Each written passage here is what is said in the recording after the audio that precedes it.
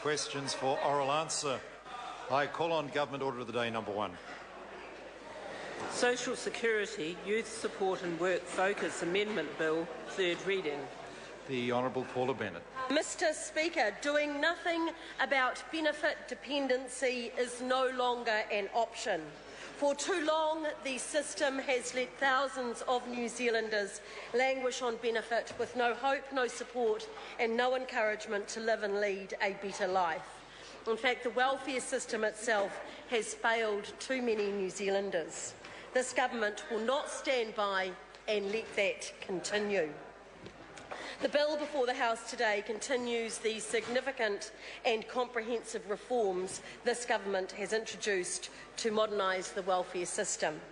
It started with Future Focus in 2010, and we're following it up with this bill before introducing a third tranche of welfare reform later this year, which will certainly contain the most significant changes. Order. The changes we are making will reset obligations and expectations, introducing a level of fairness that is long overdue. The statistics have been telling us for years that welfare dependence is intergenerational. This causes a loss of hope and a lack of ambition for adults and for their children in so many ways. 170,000 New Zealanders have spent most of the last decade on welfare. You can't tell me that that is good for them as individuals, good for their families, or certainly any good for their children. We simply cannot continue to spend up to $8 billion a year to support 12% of the working age population. I cannot ask taxpayers to support a system that continually grows but doesn't address the causes of dependence at the expense of health, education and other priorities that taxpayers might like us to make. I am not convinced that the left see a problem with this level of dependence, but I am convinced there is a difference in philosophy when it comes to welfare. The left create dependence, the right create independence. We would rather give them the tools and support to be independent. The right will incentivise while the left are busy with sympathising. This is not about a lack of compassion. I have a huge amount of respect for people who are raising their families with little money. I just want them to have more. We could do nothing, as the left would prefer, and that means leaving the 320,000 New Zealanders on welfare with no hope of a better life, and I simply refuse to do that. Listening to the debate on these reforms, it is clear some have no faith whatsoever in the ability of New Zealanders to get off welfare and provide for themselves. On this side of the House, quite frankly, we see that as demeaning. We believe in people and their ability to succeed and better their situation, and we believe in providing them the support so that they can do so. We do not believe in leaving people on the scrap heap. To continue simply paying a 17-year-old sole mother a weekly sum of money and give her no other support would, quite frankly, in my view, be irresponsible. We will not do that. To write off single women as unable to support themselves financially simply because they're women would be ignorant. We will not do that. To allow people to just give up and opt out of work would be a failure of any government, and we will not do that. National will modernise the welfare system with a clear work focus that applies to a far greater number of people. We will take a completely new approach with young people. They will be required to be in education or training to get a benefit. Their bills will be paid directly. Money for food will be loaded onto payment cards instead of cash. They'll have to complete budgeting and or parenting programs if appropriate. They'll receive small cash incentives for meeting these milestones.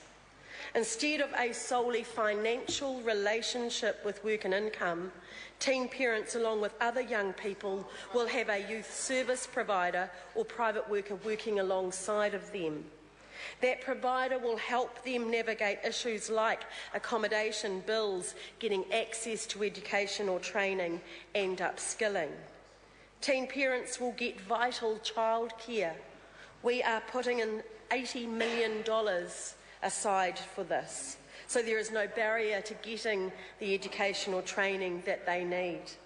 This bill will require sole parents with children over 14 to look for full-time work and will require sole parents with children over 5 to look for part-time work. This bill will require those parents to start preparing themselves for this change in advance.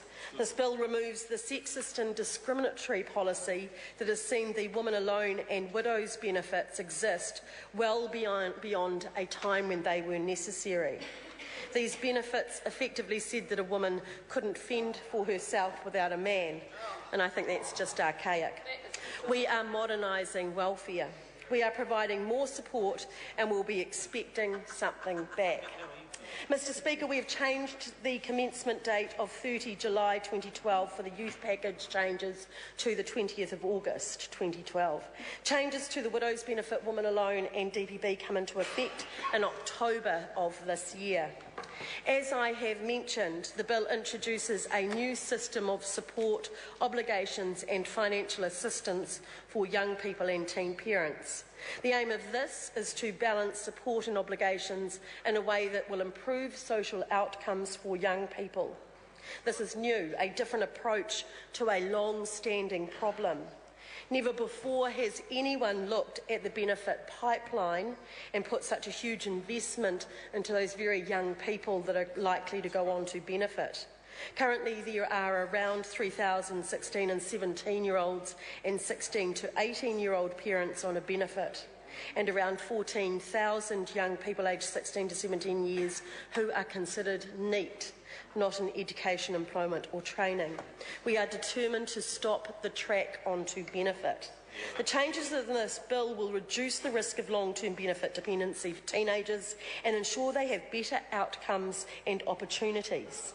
The best way to do this is through work and training, and we are investing $148 million over 4 years for youth services to achieve this, including that very necessary wraparound support. The left have criticised this investment a lot. I stand by it. We are going to have youth-focused providers that are the experts in working with young people, motivating them and helping them to turn their lives around. We're being flexible and innovative in how we do that, but uncompromising in the outcomes that we want. Mr Speaker, there has been some speculation on the next welfare reform bill. I would like to assure the House that progress is being made. As I previously have indicated, amongst other things, we will change the benefit categories, install the investment approach and put in a regime of social obligations and drug testing for some beneficiaries. But in conclusion, on the Social Security, Youth Support and Work Focus Amendment Bill, I would like to extend some important thank yous. Firstly, to Sam Lotuenga and to those that have worked on the members of the Select Committee on all sides of the House. I want to recognise your work for sitting during recess, for the time that you gave to people to make their submissions, for the suggestions you made of changes to the bill, some that we were able to take on board. I know through the Select Committee process they actually found a couple of things that were slightly ambiguous and suggested we make changes to those problems, and I think that we see a better bill for that process. So I want to thank those members of the Select Committee and the time they did. I want to particularly like to thank my hard-working officials, and there's been officials from many, mainly obviously those from the Ministry of Social Development who work in the policy unit that hopefully are listening out there. I just say an absolute heartfelt thank you. They really are the engine behind all of this, and they take those ideas and they turn them into something real, and I want to say thank you. Treasury have worked really hard for the sometimes fun comments I make. Actually, they just got on alongside of this and have been a real part of that robust debate that I think leads to a better piece of work. We've had other ministries, whether it be from health, whether it be from IRD and education in particular, who've helped us because their role in this has been absolutely critical. So I do say a real genuine thank you. I also say thank you you to Cabinet, and I say thank you to Cabinet because they're actually putting that huge investment of more than $148 million. I mean, the all costs of this are $287 million.